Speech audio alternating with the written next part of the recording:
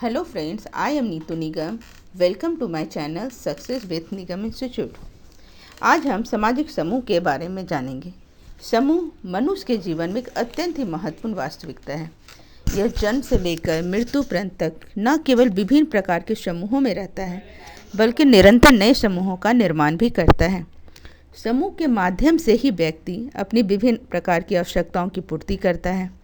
समूह से अलग या पृथक व्यक्ति के व्यक्तित्वों की साधारणता हम कल्पना नहीं कर सकते हैं। समूह के माध्यम से ही व्यक्ति समाज के मूल्यों को सीखता है। विभिन्न समूह के माध्यम से ही व्यक्ति का सामाजिकरण और व्यक्तित्वों का विकास होता है। समूह यहाँ तक कि हमें आदिम से आदिम समाजों में भी देखने को मिलता है और यहाँ तक कि कुछ पशुओं में भी। इस प्रकार समूह का जो है हमारे समाज में, हमारे जीवन में महत्वपूर्ण स्थान है। साधारणतः हम बिना समूह के व्यक्ति की कल्पना नहीं कर सकते हैं। समूह जो है के माध्यम से ही व्यक्ति एक पीढ़ी से दूसरी पीढ़ी के विचारों और अनुभव को सीख पाता है। साधारणतः समूह शब्द का प्रयोग कुछ व्यक्तियों के संगठन के लिए किया जाता है, जिसमें परिवार, भीड़, सामाजिक वर्ग, धार्मिक वर्ग, व्यावसायिक वर्ग, विभिन्न प्रजातियों आदि संबंधित किए जाते हैं। वास्तव में विभिन्न प्रकार के समूहों से ही सामाजिक संरचना का जटिल प्रतिमान है। मनुष्य के जीवन का अधिकांश समय समूह में ही रहकर व्यतीत होता है। इस प्रकार मनुष्य के लिए समूह से पृथक रहना संभव नहीं है। यदि हम किसी न किसी परिवार, पड़ोस, ग्राम, नगर, व्यावसायिक समूह, धार्मिक समूह आदि के सदस्य अवश्य होते हैं। जैव के आधार पर भी हम विभिन्न आयु समूह, लिंग के आधार पर पुरुष या स्त्री समूह के सदस्य होते हैं। इसी प्रकार डॉक्टर, अध्यापक, इंजीनियर, व्यापारी, मजदूर, साहित्यकार अथवा कलाकार के रूप में हम किसी न किसी समूह के ही सदस्य होते हैं।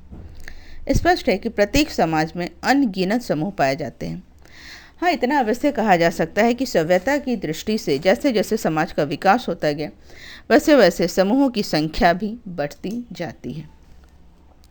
अब इस प्रकार हम जानते हैं कि सामाजिक समूह से साधारणतः कुछ व्यक्तियों के संग्रह को हम सामाजिक समूह मान लेते हैं, लेकिन समाजशास्त्रीय दृष्टिकोण से सामाजिक समूह ऐसे व्यक्तियों का संग्रह है जिनके बीच किसी न किसी प्रकार का संबंध अवश्य पाया जाता है और साथ ही उनमें वह एक दूसरे को प्रभावित करते हैं, एक दूसरे के साथ अर्थपूर्ण अंतःक्रिया के द्वारा बंधे हुए होते हैं।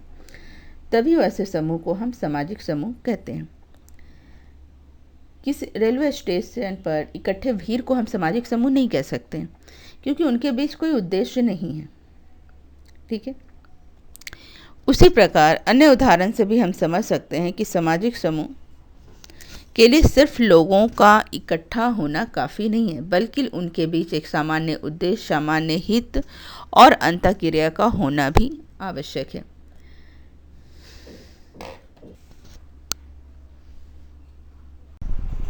अब हम विभिन्न समाजशास्त्रियों के अनुसार सामाजिक समूह की परिभाषाओं को देखते हुए इसकी विशेषताओं को देखेंगे।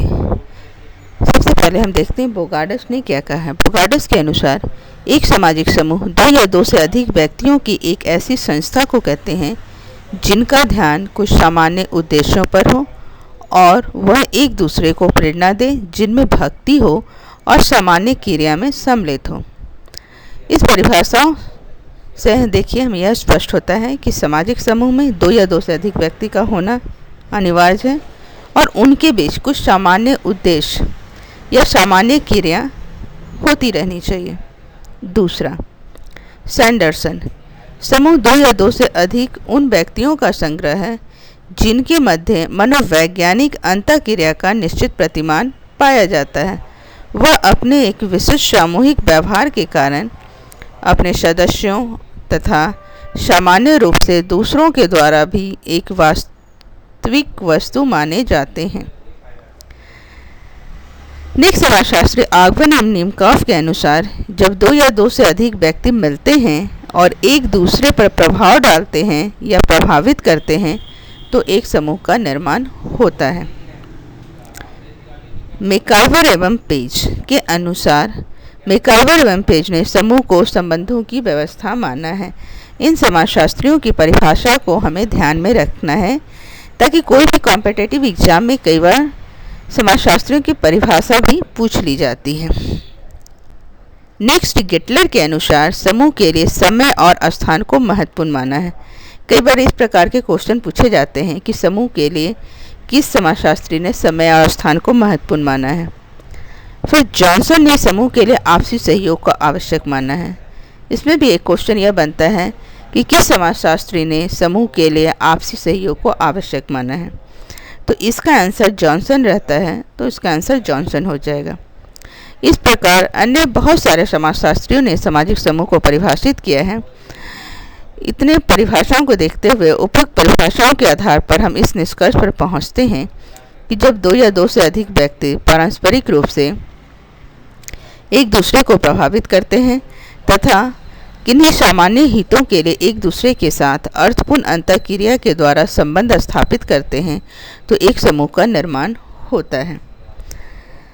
अब हम सामाजिक समूह की विशेषताओं को देखेंगे। अब हम देखेंगे सामाजिक समूह की विशेषताएं। सामाजिक समूह की विशेषताएं हम टू द पॉइंट देखेंगे, जो UGC net, JRF, TGT, PGT, set exam के दृष्टिकोण से इम्पॉर्टेंट है। इससे रिलेटेड जो क्वेश्चन पूछे जाते हैं उसको ध्यान में रखते हुए हम सामाजिक समूह की विशेषताओं को देखेंगे। दो या दो से अधिक व्यक्तियों का संग्रह सामाजिक समूह की विशेषताएं मानी जाती है। यह किसने माना है? इस तरह के क्वेश्चन आ सकते हैं। तो आंसर हो जाता है ऑगवन एंड निमकॉफ ने दो या दो से अधिक व्यक्तियों का संग्रह को महत्वपूर्ण माना है। सापर के अनुसार सापर ने सामाजिक समूह के लिए एक जैसी रुचि, स्वार्थ और उद्देश्य को महत्वपूर्ण माना है। ग्लीन एंड ग्लीन के अनुसार इन्होंने सामाजिक समूह के लिए प्रत्यक्ष और अप्रत्यक्ष संपर्क को माना है। इस तरह इसके एमसीक्यू क्वेश्चन पूछे जाते हैं, जैसे प्रत्यक्ष और अप्रत्यक्ष संपर्क सामाजिक समूह के लिए किसने महत्वपूर्ण माना है? तो आंसर हो जाएगा ग्लीन एंड ग्लीन। इसी प्रकार एक जैसा आदर्श, नियम एवं मूल्य किस समाजशास्त्री ने महत्वपूर्ण माना है सामाजिक समूह के लिए? तो फीचर ने माना है। पारस्परिकता और जागरूकता को किसने महत्वपूर्ण माना है सामाजिक समूह के लिए? तो मैकाइवर एंड पेज ने पारस्परिकता एवं जागरूकता को सामाजिक समूह के लिए महत्वपूर्ण माना है, यह सामाजिक समूह की महत्वपूर्ण विशेषता माना है। फीचर ने सामाजिक समूह के लिए एक निश्चित ढांचा, संरचना का होना भी महत्वपूर्ण माना है। इसी प्रकार अन्य सामाजिक समूह की विशेषता सहयोग की भावना हो जाती है, कार्यों की भावना, यानी सामाजिक समूह में जो लोग हैं उनके बीच एक सहयोग की भावना का होना जरूरी है और उनके बीच कोई कार्य की भावना का होना चाहिए। जैसे कि कोई कार्य के उद्देश्य को ध्यान में रखते हुए लोग एक दूसरे से जुड़ते हैं और अंतःक्रिया करते हैं, तो वह सामाजिक समूह बनता है। समूह व्यक्तियों से बने होने के कारण मूर्त है। कई बार क्वेश्चन ये पूछा जाता है कि समूह मूर्त है या अमूर्त है, तो इसका आंसर क्या हो जाएगा? समूह मूर्त है। क्यों? क्योंकि व्यक्तियों से बने होते हैं समूह, और मूर्त मतलब हम जिसको देख सकते हैं, अमूर्त जो हमें दिखाई नहीं देता है। जैसे कि सहयोग की भावना, स्वार्थ, प्रेम, ये सब क्या है? अमूर्त है, हम उसको महसूस कर सकते हैं। जबकि समूह व्यक्तियों से बना होता है, इसी कारण यह एक मूर्त है। तो समूह क्वेश्चन हो गया, समूह मूर्त है या अमूर्त है? तो समूह मूर्त है। इसी प्रकार स्तरीकरण का होना अति आवश्यक है। सामाजिक समूह के लिए स्तरीकरण का होना आवश्यक है। स्तरीकरण का मतलब क्या होता है? एक निश्चित आधार पर बटे होना, चाहे वो लिंग के आधार पर हो, व्यवसाय के आधार पर हो या किसी भी आधार पर हो, उनके बीच एक ऊंच और नीच की भावना होना जरूरी होता है। तभी सामाजिक समूह में एक कार्य, एक विशेषता होती है। जैसे कोई संस्था है, कुछ व्यवसाय है, उसमें एक स्तरीकरण, ऊंच और नीच, जैसे अफसर हैं, क्लर्क है, चपरासी है, उनका एक पोस्ट होता है, एक पद होता है। इस आधार पर वो बटे होते हैं और इसे हम सामाजिक समूह की विशेषता मान सकते हैं। इसी आधार पर उस संस्था में एक नियमबद्ध रूप से काम होता रहता है। तो चलिए आज के लिए इतना ही। नेक्स्ट टॉपिक सामाजिक समूह से रिलेटेड ही प्राथमिक समूह टॉपिक्स को हम लेकर आएंगे। तो आपको हमारा ये वीडियो कैसा लगा प्लीज़ कमेंट करके अवश्य बताएं। एंड हमारे चैनल को प्लीज़ सब्सक्राइब कीजिए। आज के लिए इतना ही, और प्लीज़ हमारे चैनल को सब्सक्राइब कीजिए, लाइक कीजिए एंड शेयर कीजिए, और हाँ, बेल आइकॉन दबाना ना भूलें, और हमारा नेक्स्ट वीडियो की नोटिफिकेशन आपको मिल जाए, इसके लिए आप बेल आइकॉन अवश्य दबाएं। Thank you.